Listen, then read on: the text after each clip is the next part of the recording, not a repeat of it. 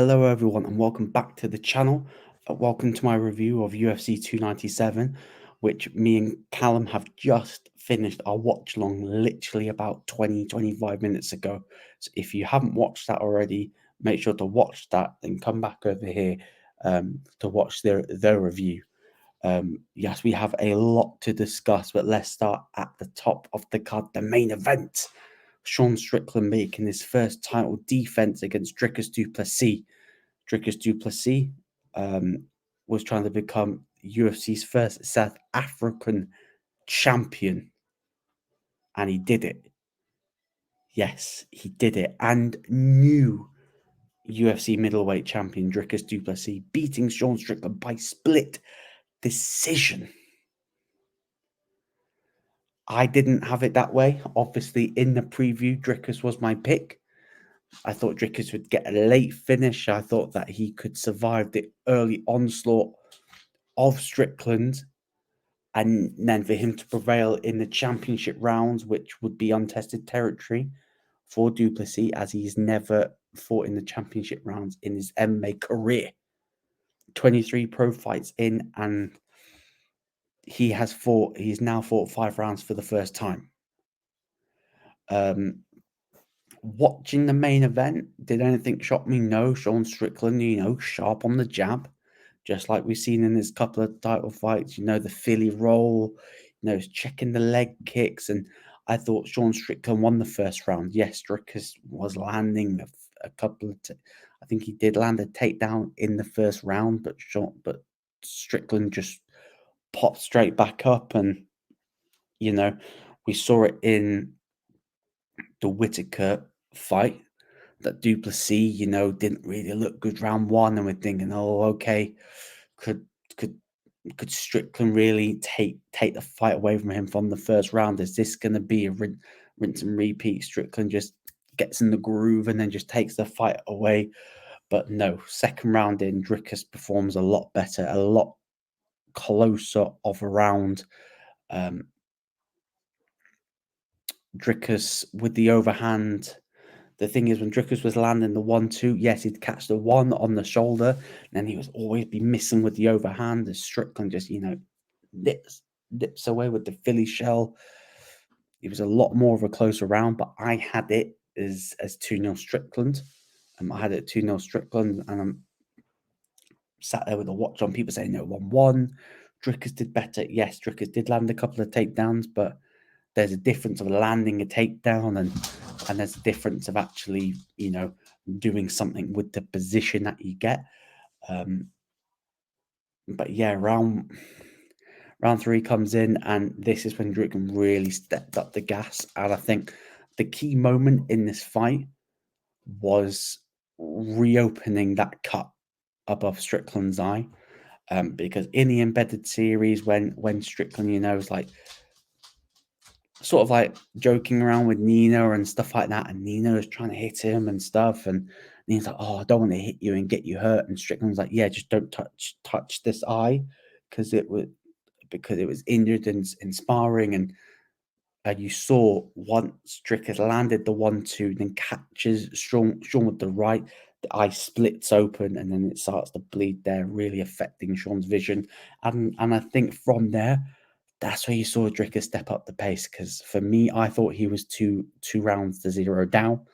He really needed to really win this round, which I thought he did. The striking was a lot better. He did land a couple more takedowns, and then from there, it was really the building block for him to move forward. Round 4, I thought it was the same. The striking was a lot crisper. He definitely put Sean on the back foot more. Rounds 3, 4, and then 5. Because I thought the first 2 rounds, really, Sean was the one that was pressuring him, catching him with the nice, short, sharp, stiff jabs, which Sean didn't really have that much joy with in the later rounds.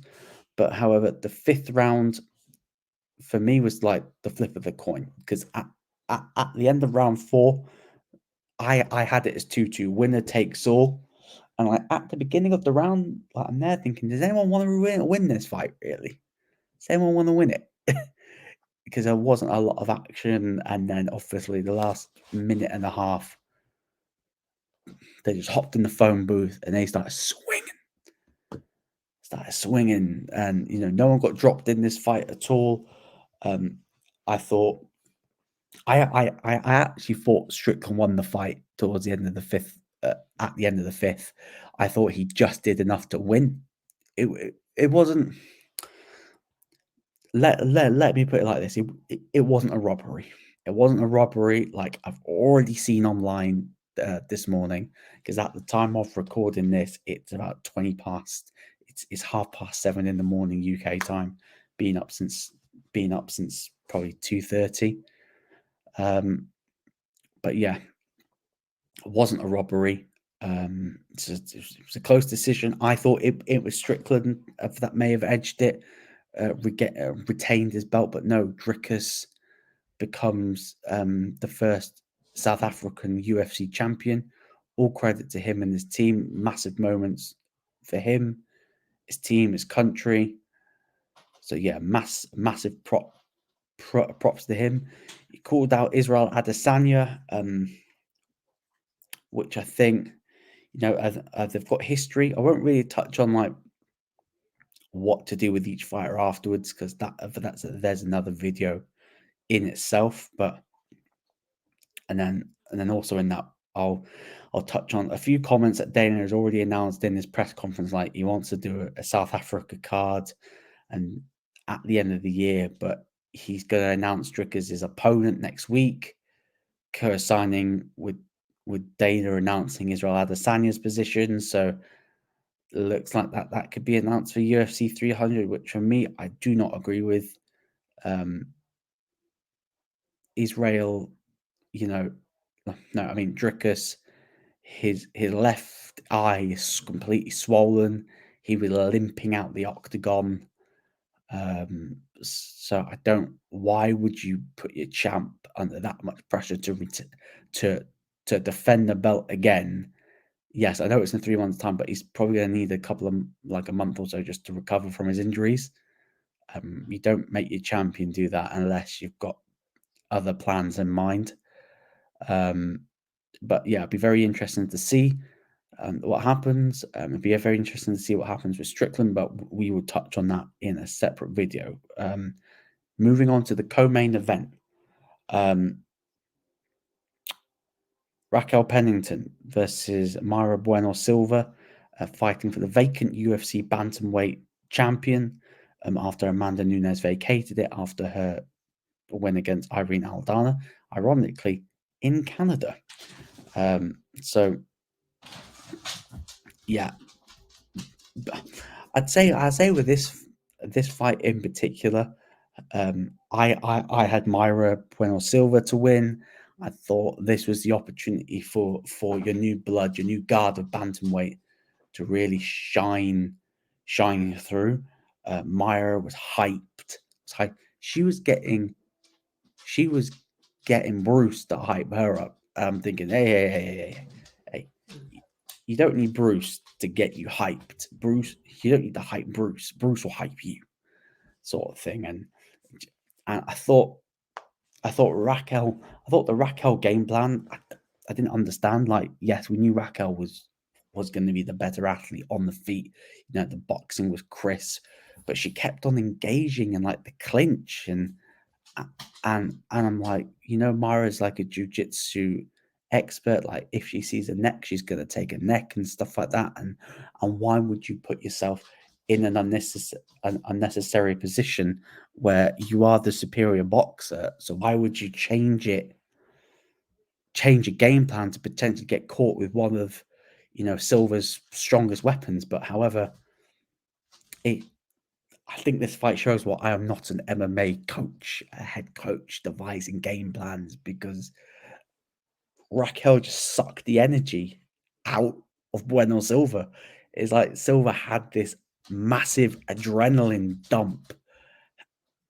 Like, when we got into the championship rounds, I thought Raquel could have finished it with a couple of submissions in the later rounds. I know Mayra had a couple of opportunities. I think it was in round 2 or 3. She tried to get a choke finish.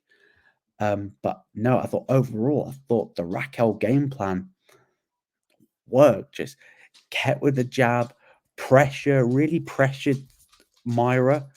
Bueno Silva really pressured her, really not allowed her to get into her rhythm. And yeah, eventually, I think it was either at the end of round 3 or round 4 that he's with Myra just sitting there like, like that she knew that it was like, damn, maybe it's not my night. Maybe it's not my night. And yeah, it wasn't her night. Will she come back? Yeah, she'll probably come back at some point. But yeah, Raquel Pennington, you, you know, wins the UFC Bantamweight title. Her first title defense will probably be Juliana Pena because she should have been fighting on this card, but I think she's currently injured at the moment. That's why this was between these two women. But yes, massive congratulations to Raquel. Commiserations to Myra. Myra will be back. But yeah, we'll touch on directions for both of these ladies in a separate video as well. But moving on, people's main event. Canada's own Mike Mallot looking to break in the top 15 at welterweight against the welterweight gatekeeper in Neil Magny. Neil Magny, first 2 rounds looked like that he was going to get finished.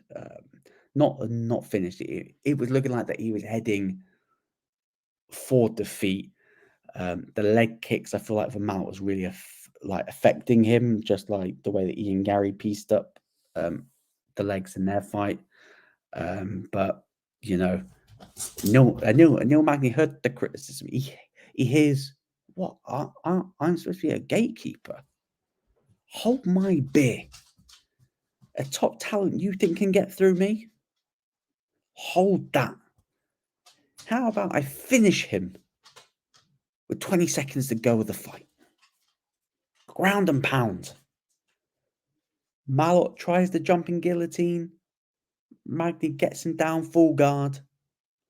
Ground and pound. Ref probably could have stepped in a couple of seconds before, but decided that it was enough and thought, you know what, I'll do you the pleasure of saving you in your own country. Neil Magny turned back the clock and went, no. You're not coming into the top 15 today. I will hold on to my ranking at number 13. And you can wait for another opportunity against another guy because you're not ready yet. And that's what Neil Magny does. Neil Magny, the enigma that is Neil Magny. When it's a up and coming, hungry fighter who's expected to beat him, he goes, hold my beer, I'll beat him.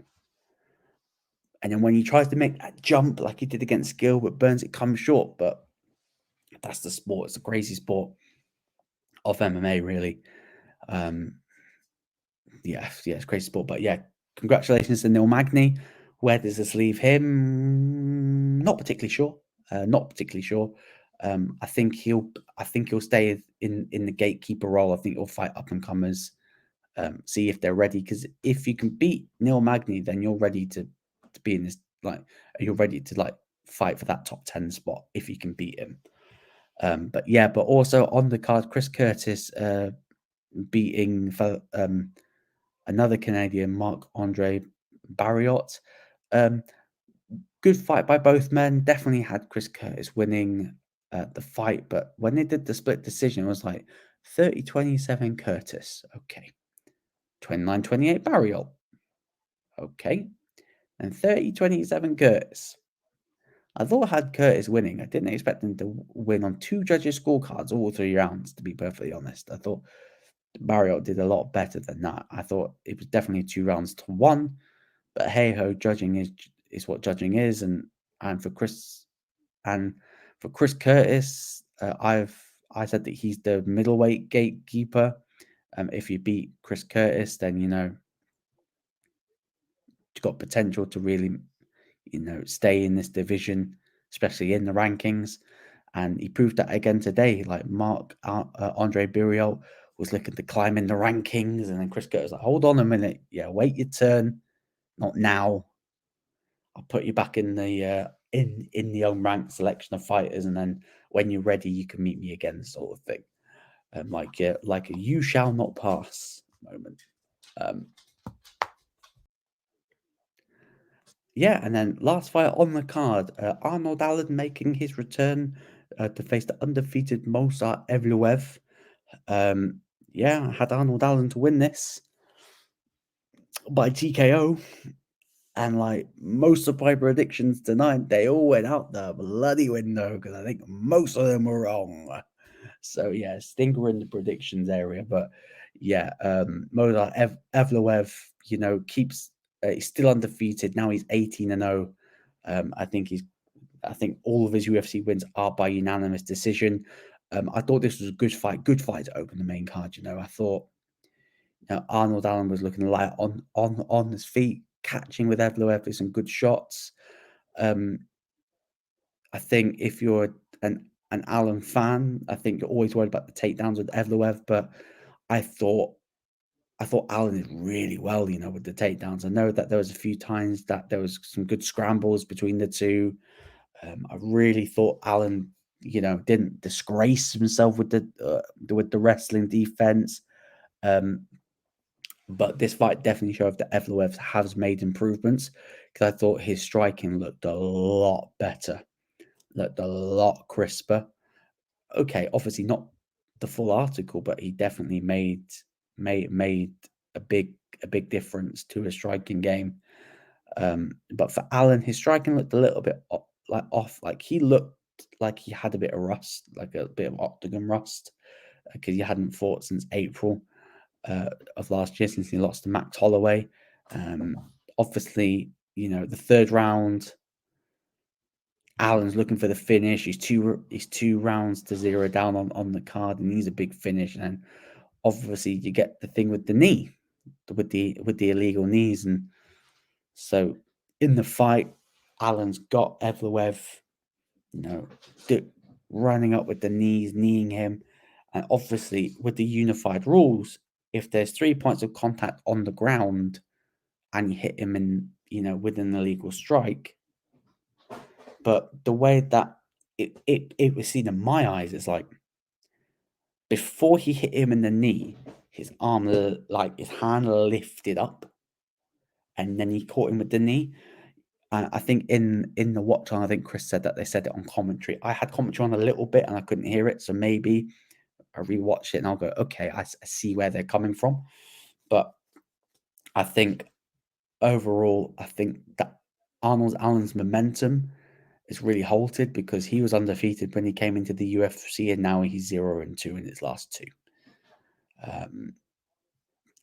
So he's definitely got some work to do. Like, look, can Arnold Allen make a run for the title? Absolutely. He's got time. He's got the quality. I think he's just hit a bit of a road bump. For me, if I'm Allen, he needs to be a little bit more active this year. I think he dealt with some injuries last year. That's why, he didn't really fight after the Holloway loss. But Evloev's a problem in this division, man. Obviously, you got Volkanovski to Poirier next month. You got Yair versus Ortega. Evloev should be there to fight either the winner or loser of any of those fights. I think Evloev's going to do a great job, and I think he could get a title shot. I think he's only a fight, maybe 2 fights away, if you're sitting on the conservative end of that. But yeah, I think a solid card to start the year, not the barn burner that people were expecting. I know people were disappointed that this wasn't a quality card to begin with, so the card really needed to produce something special for people to go, yeah, that's a good card. And me and Callum did the preview, and we thought that it was a sleeper card, that potentially when the UFC doesn't really stack a card and fans are a little bit disappointed, sometimes the card over delivers. But I think I'd say the first fight was good, a little bit of controversy. I thought the other fight was good, not great. I thought the Magny Mallot fight was good, got the finish.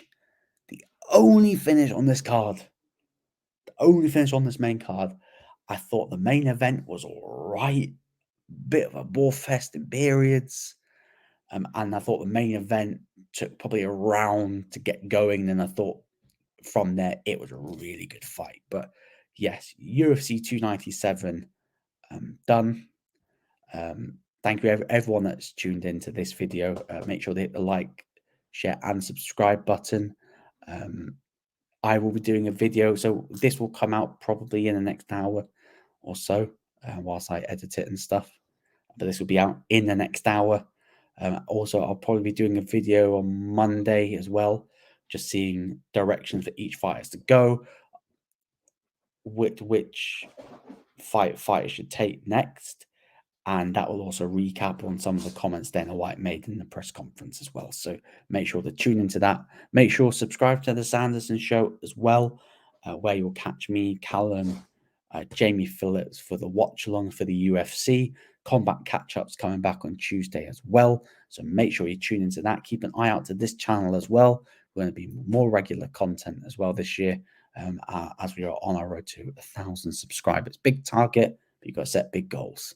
So everyone that's tuned in, thank you very much, and we'll see you all very soon. Peace.